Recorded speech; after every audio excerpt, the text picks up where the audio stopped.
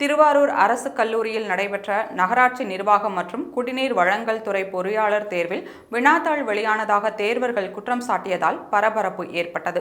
திருவாரூரில் செயல்பட்டு வரும் திருவிக அரசு கலைக்கல்லூரியில் நகராட்சி நிர்வாகம் மற்றும் குடிநீர் வழங்கல் துறை சார்பில் உதவி மற்றும் இளநிலை பொறியாளர் பதவிகளுக்கான எழுத்துத் தேர்வு நடைபெற்றது.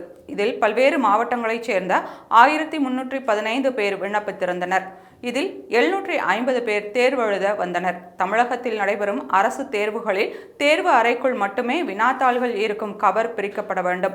கவர் பிரிக்கப்படும் முன்னர் 2 தேர்வர்களிடம் கையெழுத்து வாங்க வேண்டும் என்ற நடைமுறை பின்பற்றப்பட்டு வருகிறது.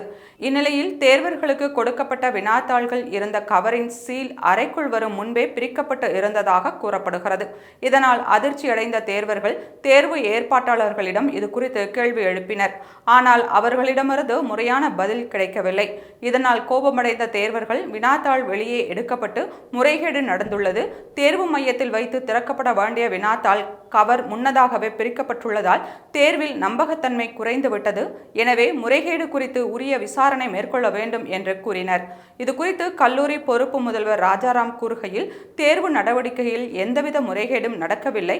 வினாத்தாள்களின் பாதுகாப்பை உறுதிப்படுத்த 24 மணி நேரமும் துப்பாக்கி ஏந்திய போலீசார் பாதுகாப்பு பணியில் ஈடுபடுத்தப்பட்டனர். காலை 9 மணிக்கு போலீசார் முன்னிலையிலேயே வினாத்தாள் வைக்கப்பட்ட அறை திறக்கப்பட்டு வினாத்தாள்கள் பெட்டி எடுக்கப்பட்டது.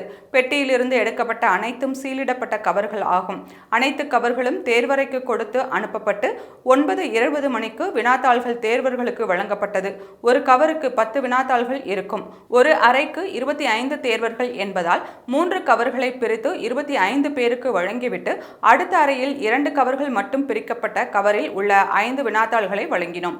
இதைத்தான் முறைகேடு என வதந்தி பரப்பியுள்ளனர். தேர்வு பணியில் 2 முதன்மை கண்காணிப்பாளர்கள், 60 தேர்வு நடத்தும் அலுவலர்கள், 2 அண்ணா பல்கலைக்கழக மேற்பார்வையாளர்கள், ஒருங்கிணைப்பாளர்கள் என பலர் பணியில் உள்ளனர். அதனால் முறைகேடு நடக்க துளியளவும் வாய்ப்பு இல்லை என்று கல்லூரி முதல்வர் கூறினார்.